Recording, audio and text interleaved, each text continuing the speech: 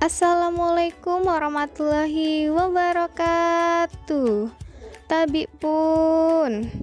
Hai semuanya, bagaimana kabarnya? Semoga dalam keadaan baik dan tetap ceria ya. Oke, sebelum kita memulai pembelajaran, kakak ingin perkenalkan diri dulu ya. Perkenalkan, nama kakak Devi Kusumawati, NPM 1913053999, nomor absen ke-7. Di sini kakak ingin menjelaskan tentang kaitan antara PKN dengan IPS dan dengan mata pelajaran lainnya. Simak dengan baik ya penjelasannya. Materi yang pertama yaitu keterkaitan PKN dengan IPS. Keterkaitan PKN dengan IPS sangat kuat.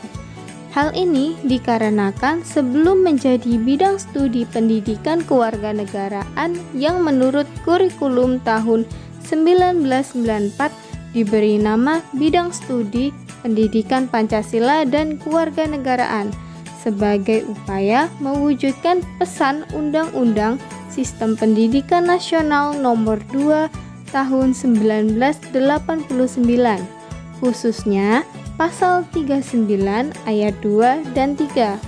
Bidang studi pendidikan kewarganegaraan adalah bagian dari bidang studi IPS. Bidang studi IPS mencakup aspek geografi, ekonomi, dan sejarah Pancasila serta Undang-Undang Dasar 1945 yang menyangkut warga negara serta pemerintahan. Kemudian terjadi pemisahan menjadi bidang studi IPS yang mencakup aspek geografi, ekonomi, dan sejarah. Materi selanjutnya yaitu tentang pembelajaran terpadu. Pembelajaran terpadu dikembangkan selain untuk mencapai tujuan pembelajaran yang telah ditetapkan. Diharapkan siswa juga dapat yang pertama meningkatkan pemahaman konsep yang dipelajarinya secara lebih bermakna. Yang kedua, mengembangkan keterampilan menemukan, mengelola, dan memanfaatkan informasi.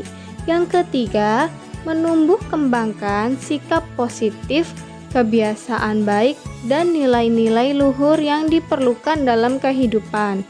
Yang keempat, menumbuh kembangkan keterampilan sosial seperti kerjasama, toleransi, komunikasi, serta menghargai pendapat orang lain. Yang kelima, meningkatkan minat dalam belajar, dan yang terakhir, memilih kegiatan yang sesuai dengan minat dan kebutuhannya.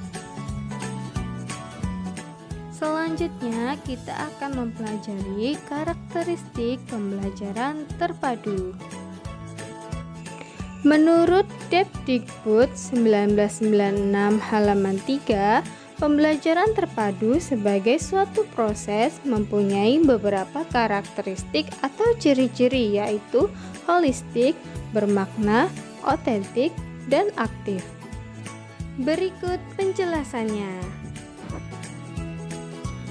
Holistik, suatu gejala atau fenomena yang menjadi pusat perhatian dalam pembelajaran terpadu diamati dan dikaji dari beberapa bidang kajian sekaligus, tidak dari sudut pandang yang terkotak-kotak.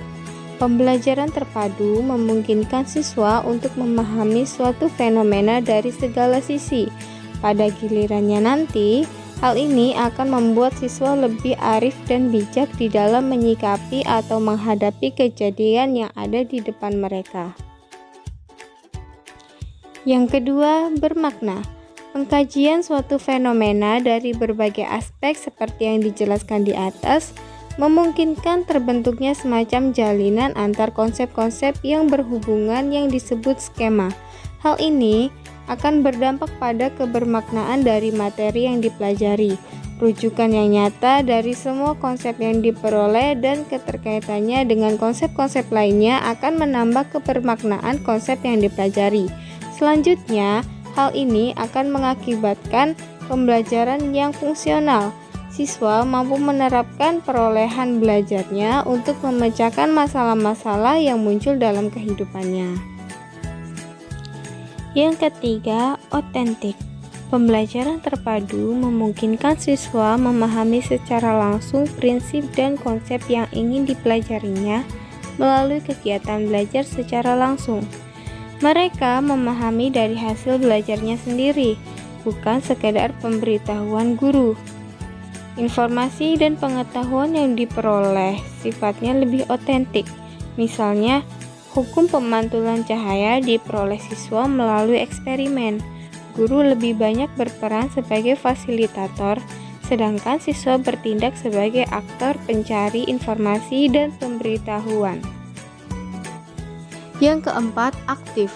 Pembelajaran terpadu menekankan keaktifan siswa dalam pembelajaran, baik secara fisik, mental, intelektual, maupun emosional, guna tercapainya hasil belajar yang optimal dengan mempertimbangkan hasrat, minat dan kemampuan siswa sehingga mereka termotivasi untuk terus-menerus belajar. Dengan demikian, pembelajaran terpadu bukan hanya sekedar merancang aktivitas-aktivitas dari masing-masing mata pelajaran yang saling terkait. Pembelajaran terpadu bisa saja dikembangkan dari suatu tema yang disepakati bersama dengan melirik aspek-aspek kurikulum yang bisa dipelajari secara bersama melalui pengembangan tema tersebut. Nah, adik-adik, sekarang kita akan membahas hubungan bidang studi PKN dengan mata pelajaran lainnya. Simak baik-baik ya.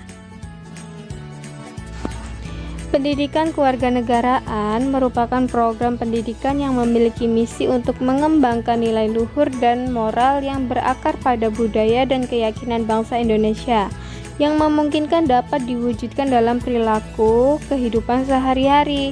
Mata pelajaran PKN merupakan mata pelajaran yang bersifat interdisipliner, terutama disiplin ilmu hukum, politik, dan filsafat moral. Sifat interdisipliner ini menjadikan PKN jelas batang keilmuannya. Dalam paradigma PKN sekarang dikenal 3 komponen yang saling berkaitan.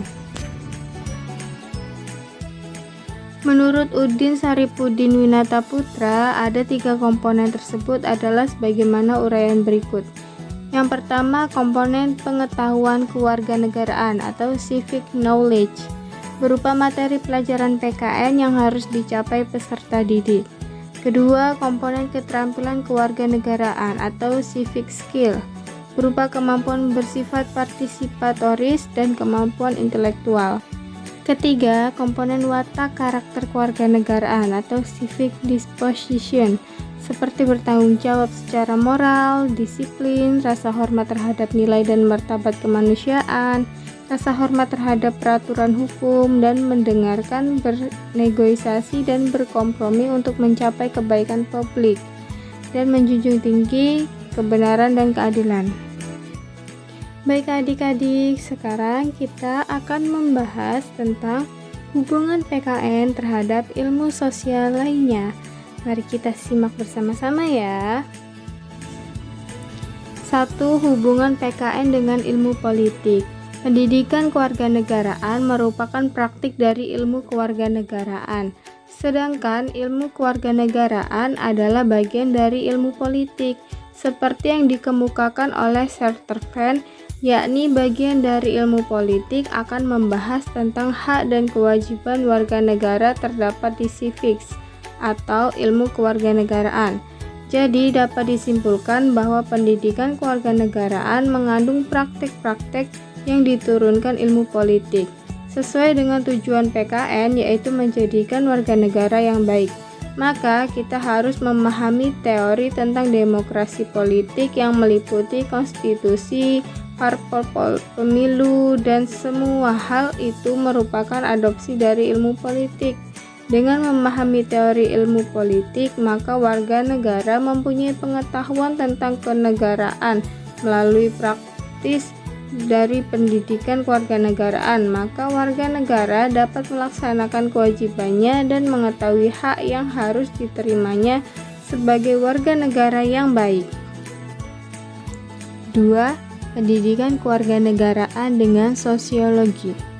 Sosiologi merupakan ilmu tentang masyarakat, yang mana yang dibahas tidak hanya keteraturan dalam masyarakat tetapi juga penyimpangan sosial. Salah satu penyebab terjadi penyimpangan sosial yaitu kekurangpahaman masyarakat terhadap hak dan kewajiban sebagai warga negara. Contoh kasus keterkaitan sosiologi dengan pendidikan kewarganegaraan dalam sebuah desa mempunyai kendala dalam aksesibilitas, seperti kurang memadainya jalan raya untuk masyarakat desa untuk keluar dari desa dalam rangka memenuhi kebutuhan, seperti berjualan, melanjutkan pendidikan, dan membeli kebutuhan rumah tangga yang tidak disediakan di desa. Namun, hal tersebut terkendala sehingga menimbulkan ketergangguan pola kehidupan masyarakat, terjadinya konflik antar masyarakat dan meresahkan kondisi desa. Bagi masyarakat yang paham dengan haknya sebagai warga negara, maka mereka akan menuntutnya sesuai prosedur tanpa harus meresahkan kampungnya sendiri. Kemudian, jika mereka memahami tentang kewajiban sebagai warga negara, maka mereka akan berusaha memenuhi kewajibannya seperti pajak supaya pemerintah dapat membangun sarana umum seperti yang diinginkan dan mengelola sumber daya alam dengan baik.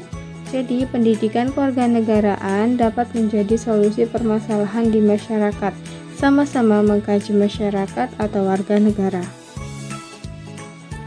Ketiga, pendidikan kewarganegaraan dengan ilmu sejarah. Dalam mempelajari sejarah, terdapat latar belakang mempelajari pendidikan kewarganegaraan. Proses dan alasan pendidikan kewarganegaraan dipelajari, kemudian dengan pada ilmu sejarah dapat diketahui mengapa perlunya pendidikan yang bertujuan menjadikan warga negara yang baik. Semua itu didasari oleh sejarah atau peristiwa yang terjadi di waktu yang lalu. Dengan mempelajari sejarah, kita dapat mengetahui kekurangan apa yang akan terdapat pada era dulu dan diperbaiki pada masa sekarang, sehingga terdapat perbaikan-perbaikan dari waktu ke waktu. Dengan mempelajari sejarah dapat ditemukan hal positif yang dapat dipertahankan untuk tercapainya tujuan PKN saat ini atau ke depannya. Nah adik-adik, begitulah materi pada video pembelajaran kali ini. Nah, sekarang waktunya kakak undur diri ya. Segala kesalahan dan kekurangan kakak mohon maaf. Nantikan video pembelajaran pada kesempatan berikutnya ya. Kakak akhiri, wassalamualaikum warahmatullahi wabarakatuh. Dadah.